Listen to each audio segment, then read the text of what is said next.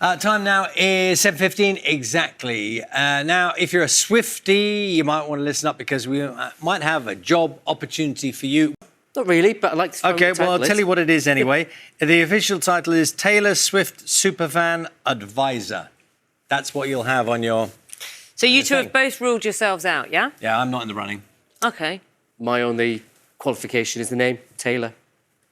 Oh, That's yes. I get it, yeah. Yes, So maybe it could be Matt Taylor on Taylor. Could... Expert on... Just Should carry we move on with the Anyway. weather, But still, the showers will keep going across northern and western areas. And it's more of a westerly wind today, so it's going to feel a little bit cooler out there by and large. After that chilly start, temperatures between 7 and 10 degrees, down to what we've been used to, but closer to where we should be for this stage in February. Now, what will follow, though, will be a much, much colder night. Showers Sunday across some southern areas, where we'll see the rain and the wind push in. Back to you both. Great. Matt, thanks very much. See you in half an hour. See you there. Let's see, it's 18 minutes past 7 now. Hundreds of people wrongly convicted in the post office scandal are set to have their names cleared under new legislation planned by the government. Now, the law, which is expected to come into effect by the end of July, would apply to hundreds of convictions in England and Wales. Between 1999 and 2015, more than 900 sub-postmasters were wrongly prosecuted due to a faulty computer system called Horizon.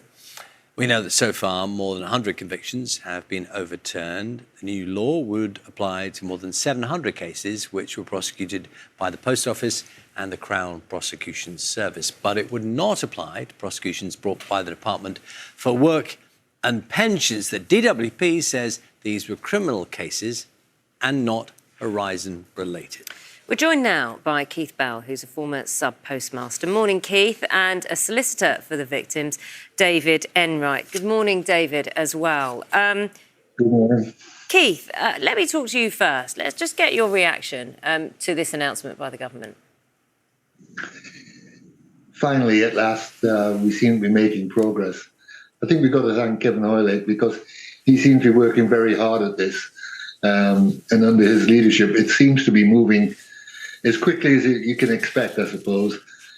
Still frustrating to most of us, though. You know, Keith, we've spoken to a fair number of sub-postmasters, each of which has a heartbreaking, fascinating and remarkable story. Am I right in believing that you, after paying back and you got 200 hours of community service, it was only once you watched the ITV drama that you kind of realised you had more of a case than you thought? Yes. At first, I didn't even watch the series. I couldn't bring myself to watch it. And then I did watch it. And I thought the least I could do was add my weight behind the appeal.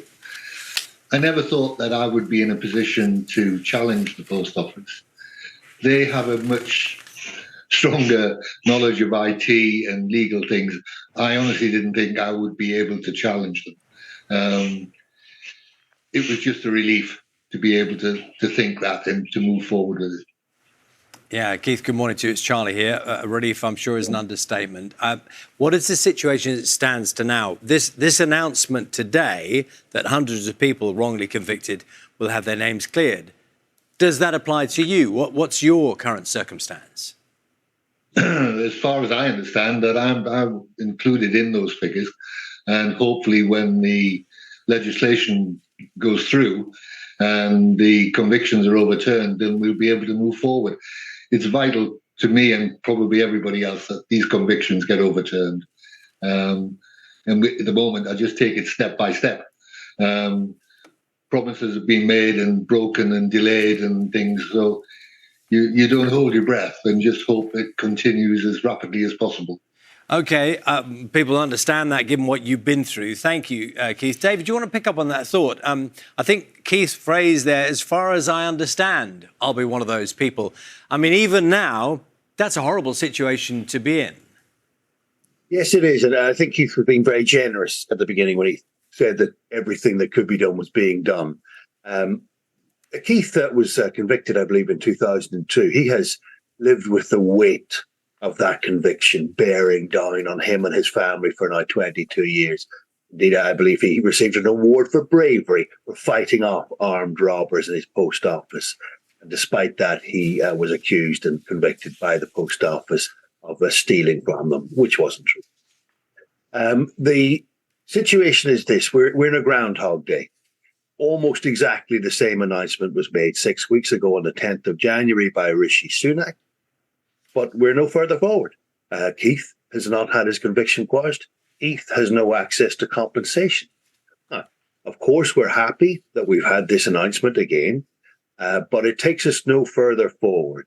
Well, we're told sorry to interrupt, David, but I suppose one way the government would say it has moved forward is, yes, the proposal came out earlier this year, but now this law is going to come into effect at the end of July. So we have an understanding of the date it's coming out. I suppose what in terms of frustration is that no one's convictions have been overturned yet.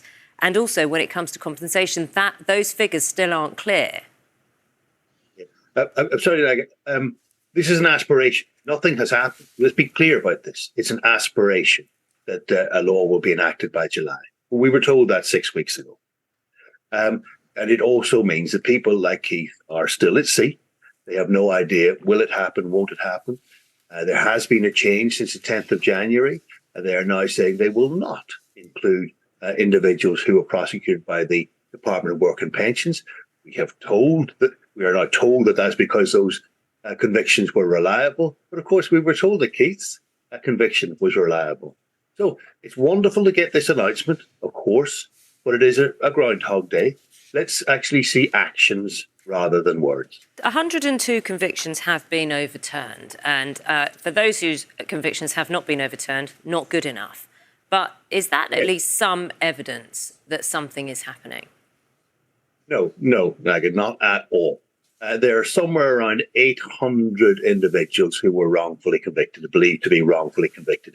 Only 100 have had their convictions overturned. So we are talking about approximately 80% of the victims who have still not been identified, vindicated, or compensated.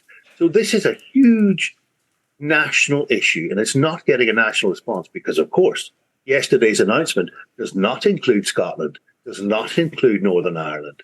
Why are these people in other parts of our United Kingdom being left out of the equation?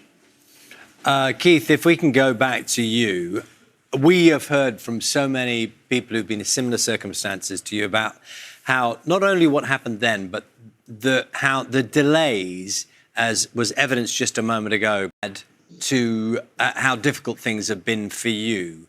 What do you say about that?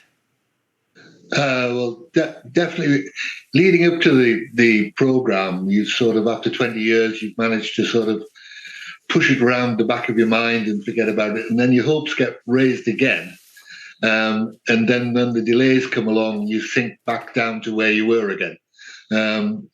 It is a bit of a, well, not really a roller coaster. It's just, you're in no man's land. You don't know what's really happening. I don't understand the procedures that they have to go through in Parliament to get all this through, but surely they need to get a move on and get it sorted out as quickly as possible. Look, Keith, we appreciate your time this morning. Keith Bell, who was a former sub-postmaster, and David Enright, solicitor, who's acting on behalf of many of those people. Thank you both very much for your time this morning. Thank you. 25 minutes past 7. Bionic arms, once the stuff of science fiction, they're routinely used today, but can be very expensive, costing up to £250,000 each.